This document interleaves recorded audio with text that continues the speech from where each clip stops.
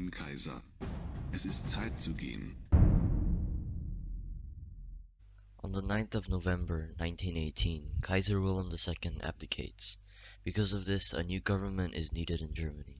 This is the creation of the Weimar Republic.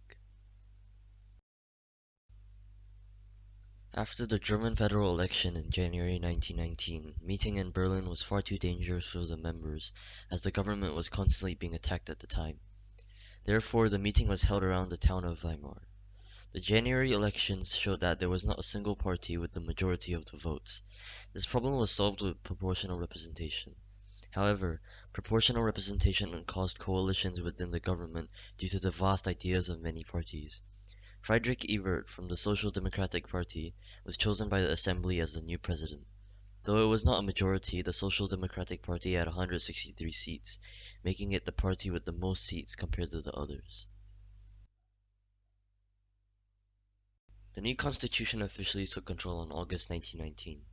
It was the first time Germany had a democratic government. The Reich president was elected every 7 years by citizens of both genders over the age of 20. The president then has the responsibility of choosing the chancellor, who must also have the support from the majority of the Reichstag. Citizens also vote for parties in the Reichstag every 4 years. The president has the ability to dismiss and call new elections, and was the supreme commander of the army. Through Article 48, the Reich president could take action to restore public safety and order if an unspecified incident occurred. Article 48 was quite powerful and could be deadly under the influence of an abusive leader.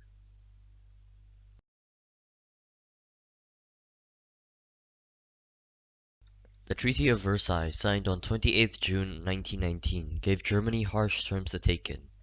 These could be split into 3 different sections: territorial, military, and financial. A few of the territorial terms were Alsace-Lorraine to be returned to France, all colonies to be given to the Allies, and to have no union with Austria.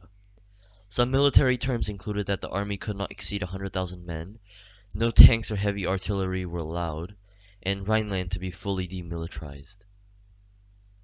Financial terms mentioned reparations at £6.6 billion, livestock as cattle to be given as reparations, and ships over 1,600 tons to be given up. When the Weimar government signed this, agreeing on it, the German citizens were furious. This treaty embarrassed Germany.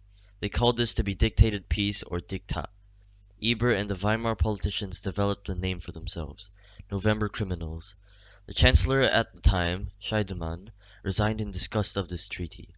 The constitution was heavily criticized and had stabbed the army in the back, hence Dolchstoss. However, the German citizens never knew about the consequences of the government refusing the treaty: an immediate invasion of Germany. The newly formed constitution was vulnerable and weak. Many groups believed that they could overthrow the government so they can rule the country themselves. The Spartacist uprising was one of the many attacks. This group came from the German Social Democratic Party and was led by Karl Liebknecht and Rosa Luxemburg.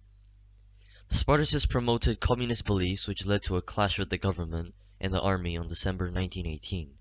After this tragedy, the Spartacists formed the German Communist Party, or KPD, in late December.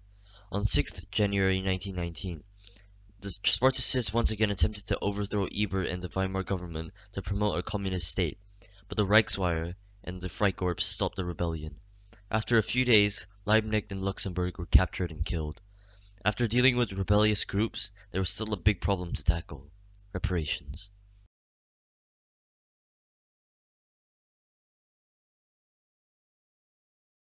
Having £6.6 billion in reparations while also trying to maintain your own country was what Germany had to do.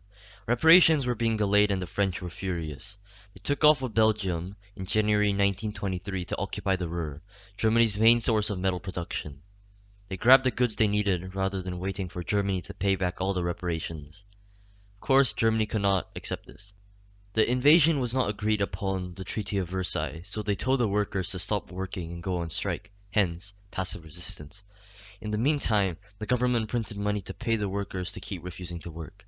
Workers broke machinery and pumps in the mines so it would flood. The printing of money to pay the workers and the collapse of the production devastated the German economy. It went from £1 being 35 marks in January 1919 to £1 being 1.6 quadrillion marks at the end of 1923. That's a 1, a 6, and 14 zeros. Though it seemed like a horrific incident, it benefited some people. Businessmen who borrowed money from the banks easily paid off their debts. Food shortages led to a rise in prices of food, which meant farmers were paid more. Foreigners in Germany had the biggest advantage. If they had dollars or pounds, they could change them into millions and afford things ordinary people couldn't. Gustav Stresemann became chancellor in the summer of 1923. He introduced a temporary currency to replace the old mark. This new currency was called Rentenmark. It was based on property values rather than gold reserves. The Dawes Plan was agreed on August 1924 and went into effect on September, and was named after the U.S. Vice President Charles Dawes. He was a major part of this plan and, with Stresemann, changed the Treaty of Versailles payment terms. The main points were reparations to be set to 1 billion marks per year, and would increase gradually to 2.5 billion per year. The rural area to be evacuated by the Allied troops in 1925, and USA to give loans to help Germany's economic recovery. Though Germany was managing to meet the reparations with the help of the Dawes Plan, the Weimar government still complained about how high the payments were. So in 1929, Stresemann tried to negotiate the payment again. Therefore, a banker from the US, Owen Young, was sent to investigate. This plan was called the Young Plan. It reduced the reparations tremendously from 6.6 billion to 1.8 billion pounds. The time was also extended to 59 years. From 1924 onwards to 1929, everything was almost settled. Politics became stable, there were no more major uprisings, and even though there was never a party who had majority of the seats, with the popularity of Stresemann, parties with opposing ideas lost a lot of support. This meant that there were less coalitions in the government. The Social Democrats still had the most votes every time. An election for a new president in 1925 led to Paul von Hindenburg taking the seat. And because Paul von Hindenburg was a war hero, the old side of Germany accepted the Weimar Republic. Germany was no longer suffering from hyperinflation after 1924, and an economic cycle between the Allies, USA, and Germany kept international relations well. For the upper class people, life was grand. Thus they called it the Golden Age. However, it wasn't so fortunate for the lower class.